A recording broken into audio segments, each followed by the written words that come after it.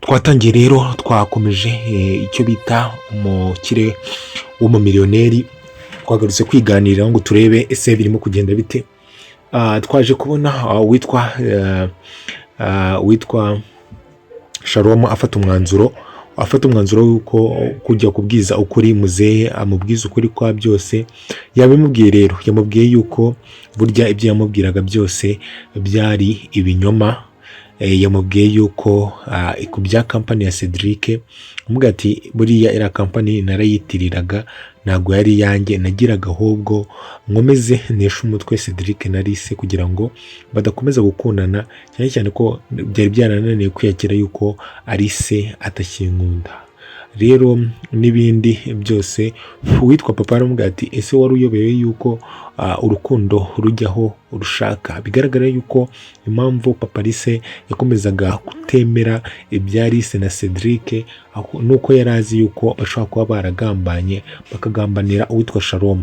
Ariko aka kanya ukuri kwagiye hanze, arakumenya, arangira amubwira ati se ndabwirwa n'iki nimba koko ibyo urimo kumbwira ari ukuri? Ndamubwira ati sinkubeshye, ubu ngubu njye narahindutse n'ikimenyimenyi, natabawe na Gihozo umukobwa wawe. Uwitwa papa Alice aratungurwa, arangira amubwira ati natabawe igihe hari abashaka kunyica. Ati ni bande abashaka kunyica?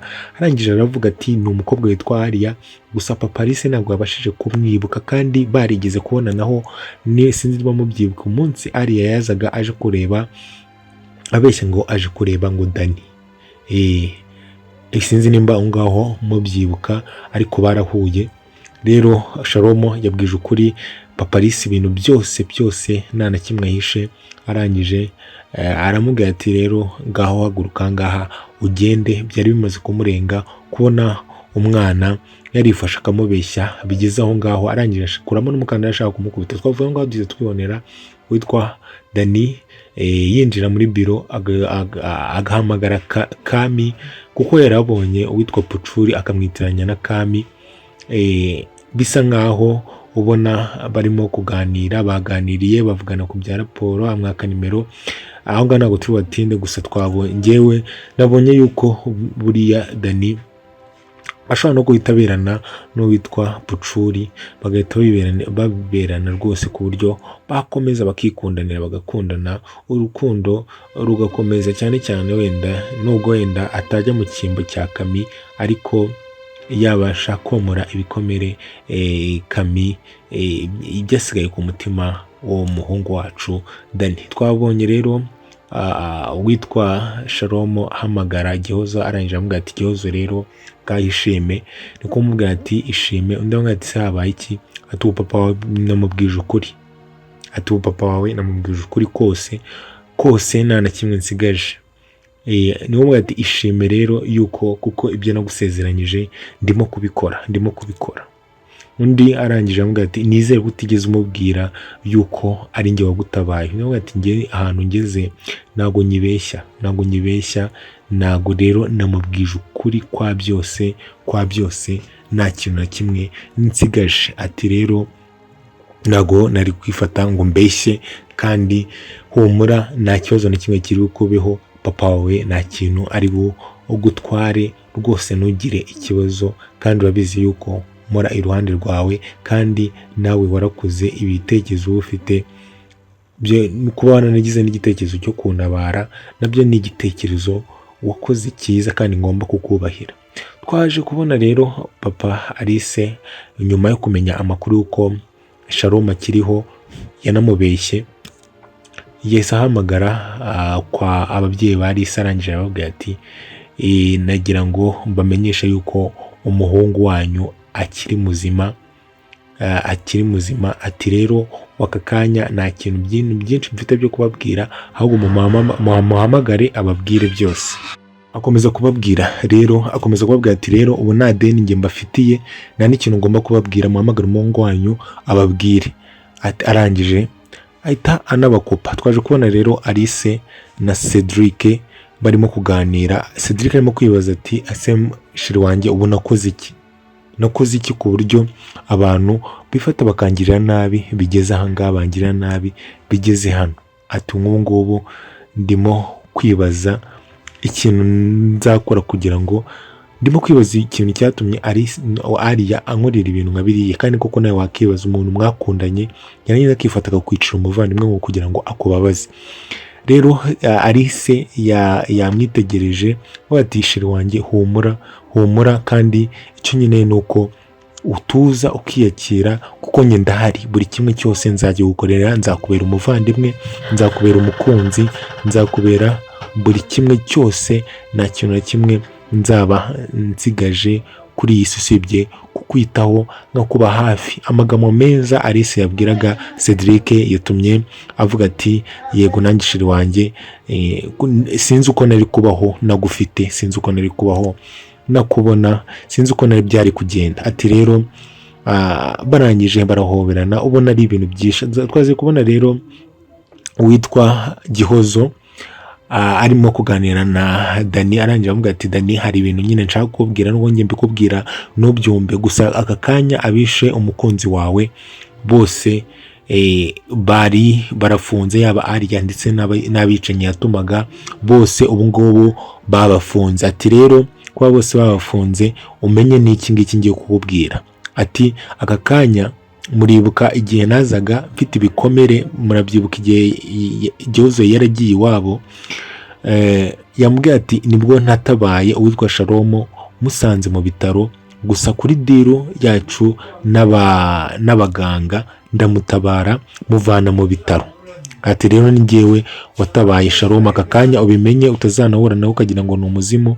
Atubimenye yuko natabaye Sharomo akiriho, akiri muzima, n'ikimenyimenyi ahangaha yavuye ahangaha kubonana na papa, yamubwiye ibintu byose.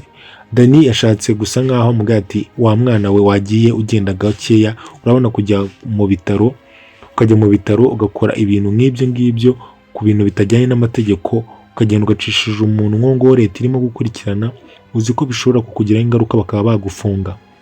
Ndamubwira ati rero aka kanya ibyo nakoze byari ubyo kugira ngo nabare famiye yanjye, kuko aka kanya ntiwabyemera neza yuko witwa Alice bari bagiye kumwica agatabarwa na Sharomo.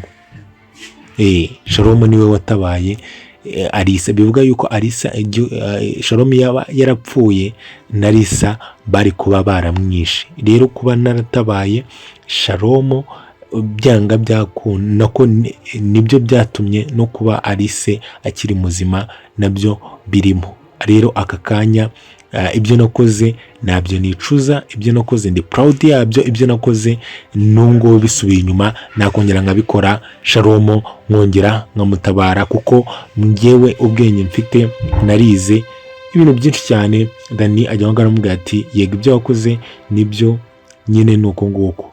Twaje kubona uwitwa Cedric ahamagara ku Araki amubwira ati rero Araki, ndagira ngo nkubwire yuko nshaka byanga byakunda urebe ukuntu abo bantu, abo bagizi ba nabi bafungwa bagahanwa. Rero Araki yambwiye ati humura, kuko ngubu bari mu rukiko kandi ntabwo kesi yabo ikomeye cyane, kuko ubwabo bariyemerera ibyo bakoze. Rero kuba abantu biyemerera ibyo bakoze egari kuba nta n'ikintu, ntabwo barimo kurushya.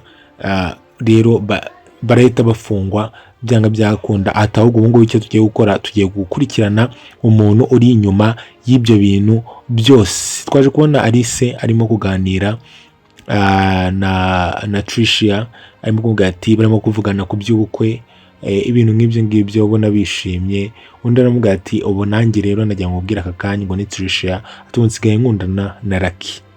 Rero aramubwira ati ubu ngubu mba mfite ubwoba. Undi ati se ufite ubwoba bw'iki n'iki? Ati njye mba mfite ubwoba bw'uko Lucky hari umunsi umwe azajya akurikirana ibisambo bikaba byananyicira umugabo, kandi ugasanga mpfakaye naranashaka. Ndamubwira ati humura ntugire ikibazo. Ati ahubwo nagize ikibazo yuko uvuga yuko wenda Lucky ari umwana mubi.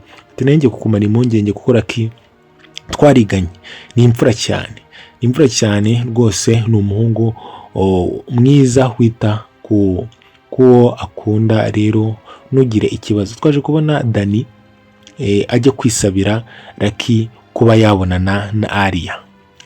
twabonye Dani yisabira Lucky ati mfasha umuze na Aria, gusa Lucky yamwangiye amubwira ati ibyo bintu ntabwo byemewe n'amategeko, cyane cyane ko ubushize uwitwa Cedric yamusabye yuko yahura na Aria yamujyana, ariko Cedric amurangamutima akanga, bikanga neza, usanga bagiye gutongana. Rero ibyo ngibyo ni ibintu byamushyira muri case itari nziza yo gufata umuntu ukurikiranywe na leta kandi leta ifite ukajya kumuhuza nabo bafitanye ikibazo. Niyo mpamvu Lucky atarimo kwemerera uwitwa Dani kuba yabuhura na Aria.